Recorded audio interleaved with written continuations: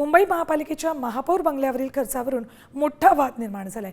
जानेवारी 2026 मध्ये 75 लाख रुपये खर्चून दुरुस्तीची कामं पूर्ण झाली असताना आता पुन्हा 3,40,00,000च्या नव्या कामांना मंजुरी दिली। अवघ्या काही दिवसातच आधीची कामं बदलण्याची वेळ आल्यानं महापालिकेच्या नियोजनावर आणि पारदर्शकतेवर गंभीर प्रश्न उपस्थित होते। अधिक माहिती घेऊयात आमचे प्रतिनिधी गिरीश कांबळे यांच्याकडून। गिरीश, मुंबईच्या महापौर बंगल्यावर एवढी उधळपट्टी का केली जाते? नक्कीच हा आता प्रश्न निर्माण झालेला आहे, कारण नव्याने आता महापौर बंगल्यासाठी 3.40 कोटींचा खर्च करण्यासाठीच नव्याने निविदा काढण्यात आलेल्या। याआधी महापौर बंगल्यावर जवळपास 75 लाखांचं काम झालेलं होतं। यामध्ये विविध दुरुस्ती आणि सुविधा उभारण्याची कामं पूर्ण करण्यात आली होती आणि त्या संदर्भातील जे कंत्राट केलेलं होतं त्याने त्या संदर्भात माहिती देखील दिली, पत्र देखील केलेलं आहे।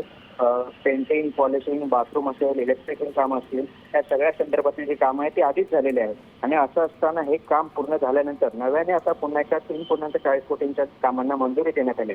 त्यामुळे आता 75 लाख रुपये पाण्यात गेले का, असा सवाल देखील आता उपस्थित आहे। त्यामुळे वारंवार त्याच कामावर कोट्यवधी रुपयांचा खर्च होत असल्याने महापालिकेच्या नियोजन आणि आर्थिक पारदर्शकतेवर देखील आता प्रश्न आहेत ते उपस्थित केले जातात। ठीक, धन्यवाद संपूर्ण माहितीसाठी गिरीश।